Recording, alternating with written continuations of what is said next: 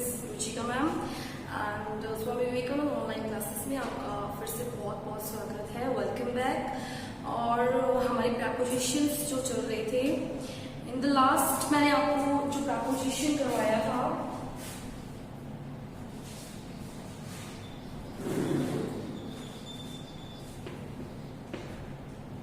in the last of yesterday video I told you about the over preposition. over का use मैंने आपको बताया था, देखिए। और फिर मैं लास्ट में आपको ये भी बोला था कि over और above है ना, दोनों का ही मतलब क्या होता है, ऊपर।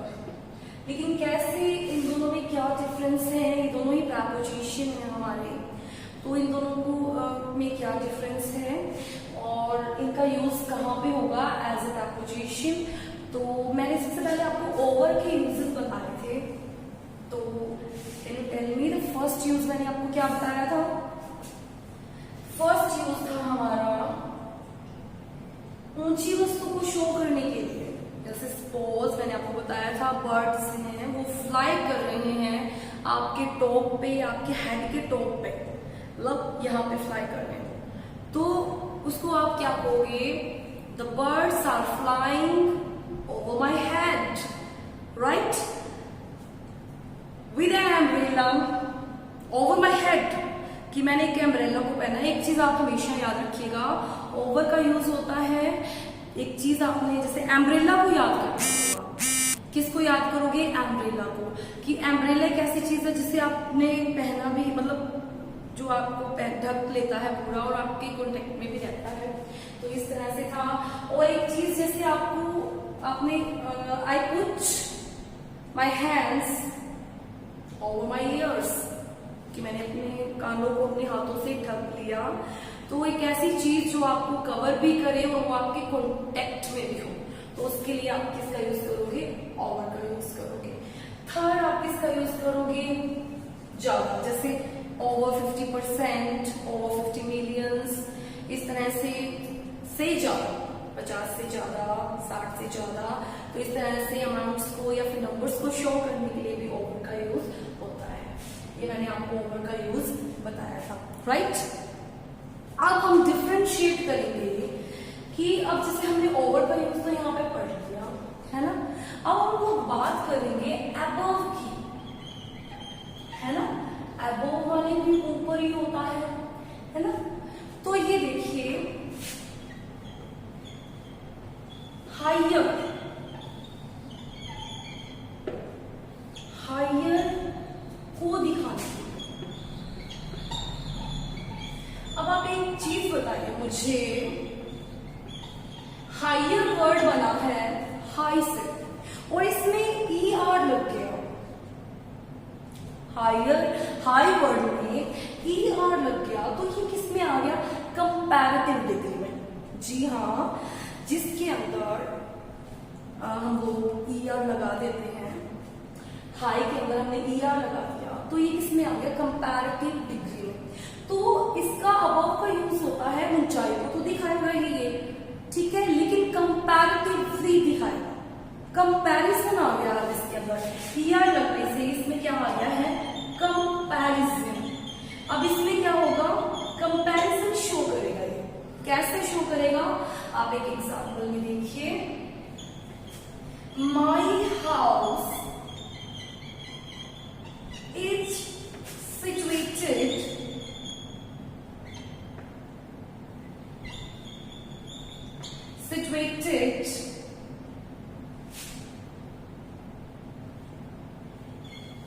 above sea level, मतलब कि ये तो श्योर है कि सी लेवल से वो ऊंचा है, ठीक है, लेकिन इसमें कंपैरिजन भी आ रहा है कि जो मेरा घर है वो किससे ऊंचा है? सी लेवल से ऊंचा। दोनों में क्या हो रहा है? कंपैरिजन हो रहा है। तो जहां पे जिस ऊंचाई को दिखाने के लिए हमें कंपैरिजन करना पड़ता है, यहाँ पे ऊंचाई को शो करने के लिए भी आपको कंपैरिजन दिखाना पड़ेगा। तो ये था अबव का यूज हायर को दिखाने के लिए, हायर मतलब कंपैरिजन को दिखाने के लिए। तो यहाँ पे जो मेरा घर है, my house is situated above sea level, कि मेरा जो घर है वो सी लेवल से क्या है, सी लेवल है, उससे ऊंचा है। तो यहाँ पे कंपैरिजन, ठीक है।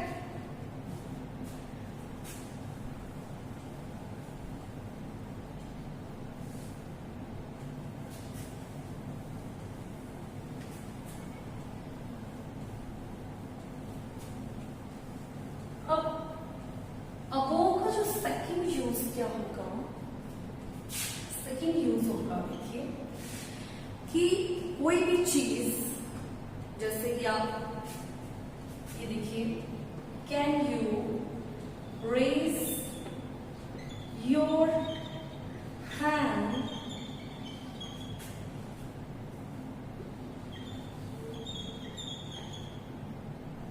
above your head।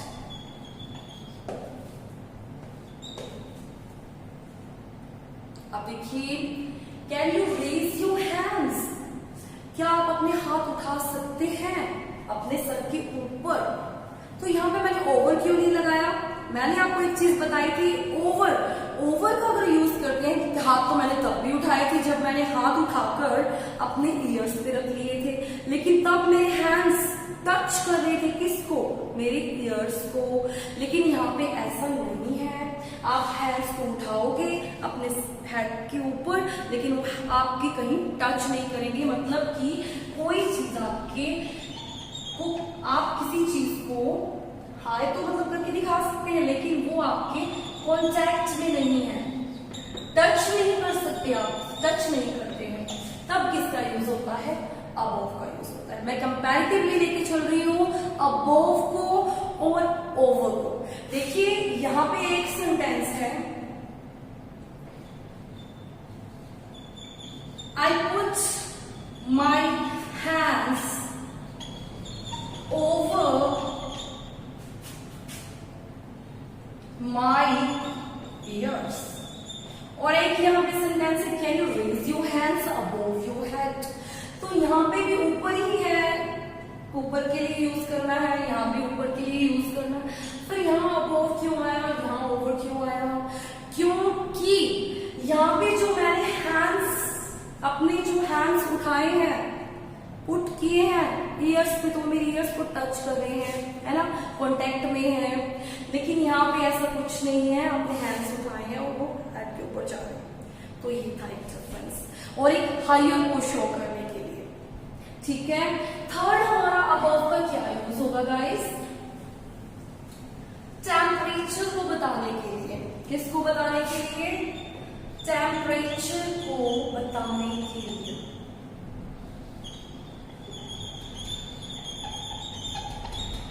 टेम्परेचर को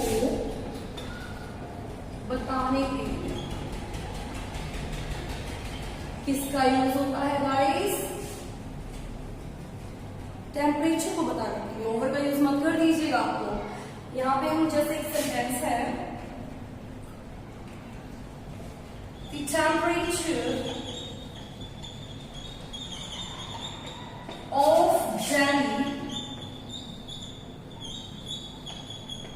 is above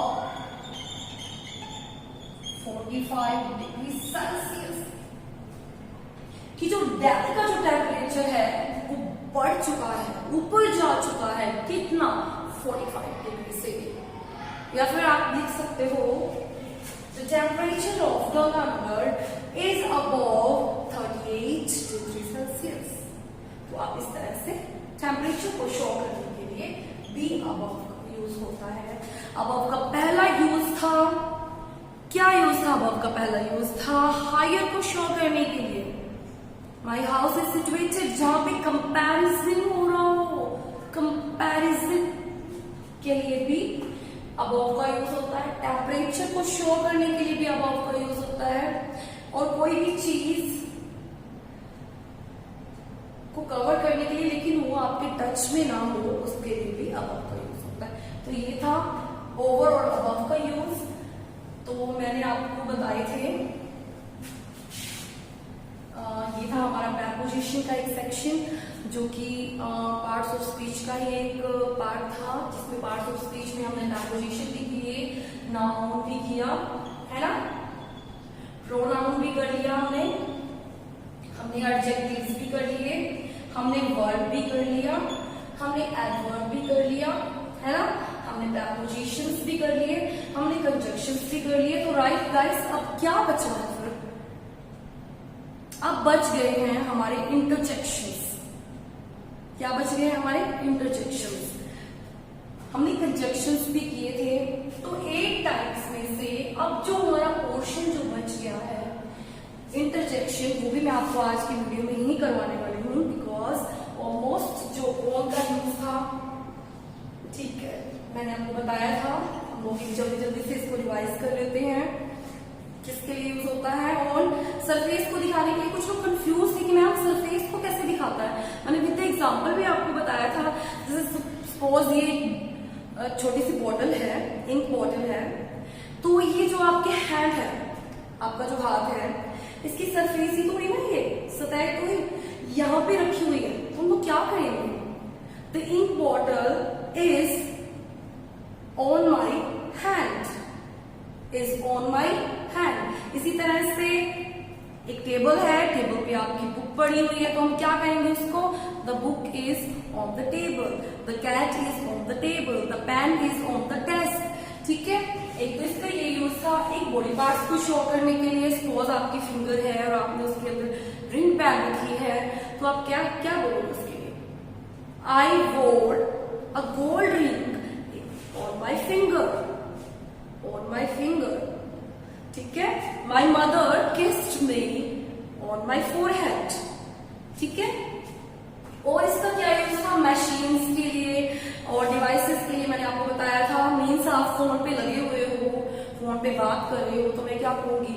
he is on the phone, he is on the phone. इसका मतलब वो नहीं है कि फोन है और उसके ऊपर है, ना ना। एक चीज याद रखिएगा, प्रीपोजिशन को कभी हिंदी से कंपेयर करके मत लेना, हिंदी से कभी उसको मैच करने की कोशिश मत करना, क्योंकि फिर वो आप कंफ्यूज भी हो जाओगे, रॉन्ग भी हो जाएंगे। ठीक है, he is on computer, he is on the computer. तो इसका मतलब ये नहीं है कंप्यूटर के ऊपर बैठा है कोई, नहीं, कंप्यूटर पे वर्क कर रहा है।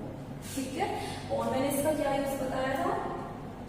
डे और डेट्स में, जैसे on Sunday, on Monday, on Tuesday. Dates में भी ऑन 26 जनवरी, ऑन 15 अगस्त, ऑन 25 अक्टूबर। ठीक है, ऑन का यूज होता है। इसी तरह से मैंने आपको एट और इन का भी बताया था यूज। टाइम के लिए मैंने बताया था आपको कि जो भी टाइम हम वॉच में देखते हैं उसके लिए एट यूज करते हैं, और जो भी टाइम हम इसमें कैलेंडर में देखते हैं उसमें हम इन का यूज करते हैं, है ना। और फिर मैंने आपको एट और इन, प्रीपोजिशन ऑफ प्लेस में भी इनका यूज बताया था कि मतलब लोकेशन को शो करने के लिए आप इसका यूज करते हो। कोई ऐसी जगह जो बहुत बड़ी है और आप उसके अंदर हो, उसके अंदर हो और वो चारों तरफ से ढकी हुई है ना, तो आप क्या यूज करोगे? इनका यूज करोगे, है ना। उसके बाद मैंने आपको डिफरेंशिएट किया था, बताया भी था कि टू का क्या यूज होता है। टू एज अ डायरेक्शन भी हमें काम आती है कि अगर हम कहीं जा रहे हैं तो टू का यूज हो रहा है ना। और टू का यूज क्या था? जी हाँ, रोजअप, कुछ भी प्राइसेस रोजअप हो रहे हैं, कोई भी चीज की लिमिट बन रही है, एंडिंग पॉइंट हम शो करने के लिए किसका यूज करते हैं? टू का यूज करते हैं। और क्या यूज था टू का? टू का यूज होता है as an infinitive, as an infinitive. अब इन्फिनिटिव क्या होते हैं गाइस? इन्फिनिटिव होते हैं जब मेन वर्ब के साथ टू लग जाता है, तो वो एक पर्पस के लिए काम में आती है। तो जैसे to meet, to meet, to play, है ना। तो पर्पस के लिए कैसे हो जाएगा? He wants to meet you, she wants to play with you, इस तरह से। तो ये था टू का यूज। अप्रोक्सीमेटिव डायरेक्शन को बताने के लिए भी, और किसी भी चीज की लिमिट पॉइंट, लिमिट पीरियड बताने के लिए। लिमिट पीरियड में जैसे 9 to 6, Jan to Feb, Sunday to Monday, इस तरह से पीरियड्स में भी टू का यूज होता है। अब देखिए, फिर मैंने उसके बाद आपको बताया था फ्रॉम। फ्रॉम का क्या यूज था? अब कोई चीज किसी की तरफ, किसी की ओर जा रही है तो टू का यूज होता है। अब कोई चीज किसी की तरफ आ रही है, जैसे अगर मैं आ रही हूं, I am coming from London, कि मैं कहां से आ रही हूं भाई? लंदन से आ रही हूं। और फिर एक और इसका यूज था, ये तो था डायरेक्शन, किसी की ओर जाने के लिए टू, आने के लिए फ्रॉम। अब था इसका एक और यूज भी था ओरिजिन को शो करने के लिए, कि कोई भी चीज ओरिजिन को शो करने के लिए। देखिए बहुत अच्छा सा एग्जांपल मैं आपको दे दूं, ओरिजिन को शो करने के लिए। आई एम श्योर ये चीजें आपको कंफ्यूज करती भी हैं, जब तक एक दो एग्जांपल ना हो, प्रैक्टिस ना हो, सेंटेंस में ना किया जाए जिसको, तो फिर हम लोग कंफ्यूज रहते हैं। तो एक एग्जांपल देखिए इसका, the bus travels from Kota to Mumbai.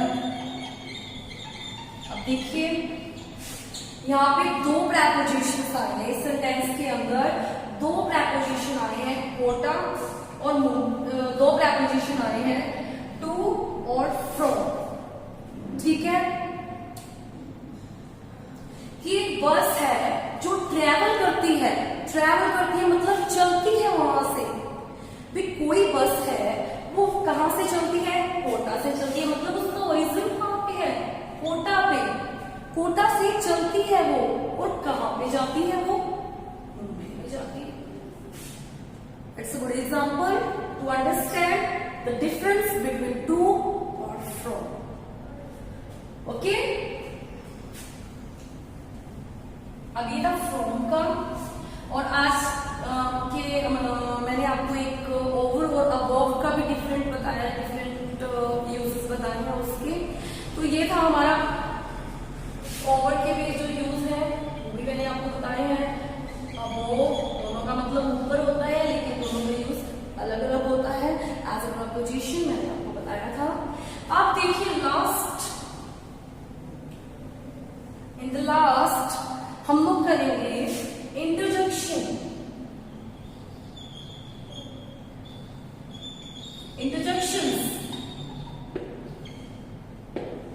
Interjections क्या होते हैं? जिसमें आप बोधक, ऐसा हिंदी में नाम है इसका, और कॉन्सेप्ट बिल्कुल इसका क्लियर है। देखिए पहले इसको हम डेफिनेशन के थ्रू समझ लेते हैं।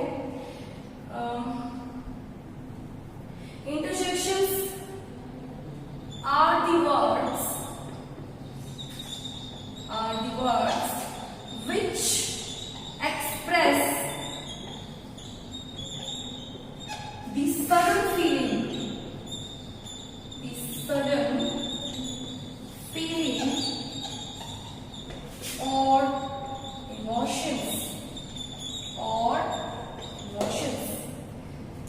तो इंटरजेक्शंस ऐसे वर्ड्स हैं जो क्या करते हैं?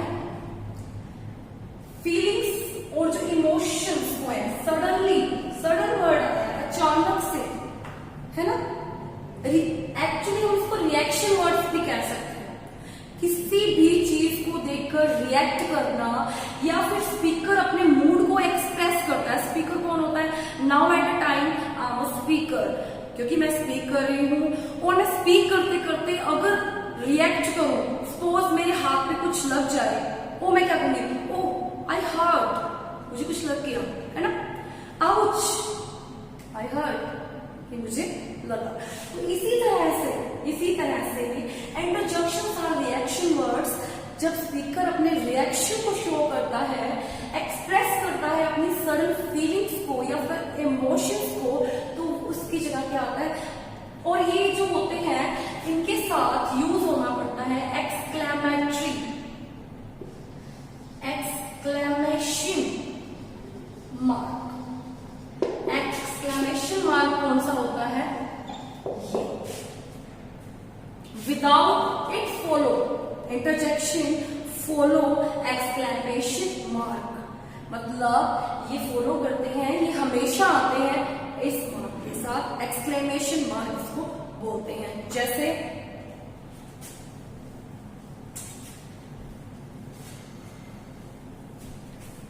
Means Allah, yeah, it is an interjection. Allah, he is that. Oh, Allah, it shows our grief, हमारा दुख शो कर रहा है ना। हुर्रा वर्ड, I'm sure आप लोग इस वर्ड से बहुत बार हुर्रा, हम सीधा हुर्रा नहीं लिखेंगे, हुर्रा के साथ एक्सक्लेमेशन मार्क जरूर आएगा। Hurrah, we won the match, we won the match,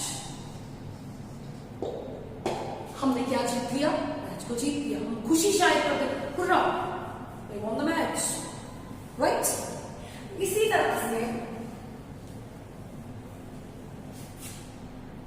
अगर हम किसी की ब्यूटी को देखकर, मतलब अच्छी हैंड राइटिंग है या फिर किसी की ब्यूटी है, कोई बहुत ही नाइस पर्सन है, बहुत ही सुंदर चीज है जैसे ताजमहल है, तो हम उसको देख के क्या करेंगे, वाव, क्या कहेंगे, what a beautiful watch,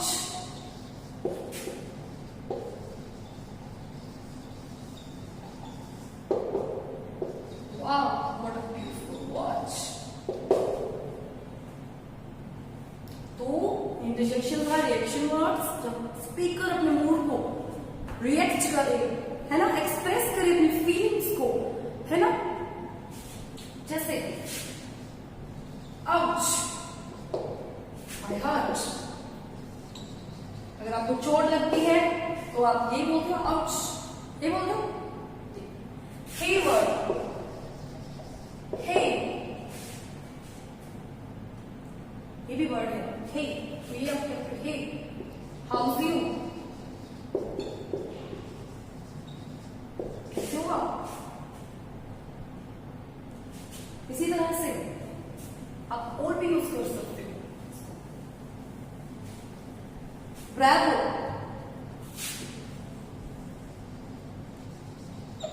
Bravo, you killed the beast, you killed the beast, आपने अपने शत्रु को हरा दिया, ब्रावो, शाबाश, you killed the beast, तुमने अपने शत्रु को हरा दिया, तुम जीत गए, हुर्रा,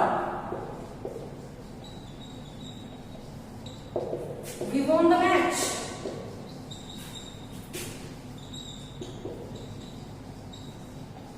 so ये जो वर्ड्स हैं एक्सक्लेमेशन मार्क के साथ, ये तो इंटरजेक्शंस है, exclamation mark, interjections follow, always follow the exclamation mark.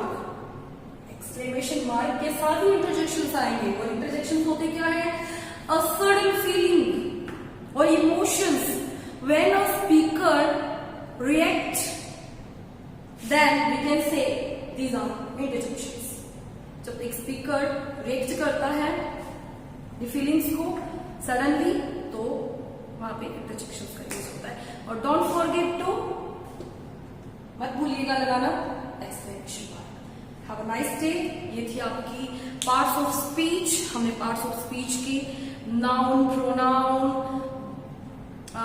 Adjectives, verb, adverb, है ना, prepositions, conjunctions and last interjection भी कर लिया है। तो अब हम फिर मिलेंगे हमारे नए टॉपिक के साथ, ग्रामर टॉपिक के साथ। तो इसी तरह से बने रहिए, कीप वॉचिंग।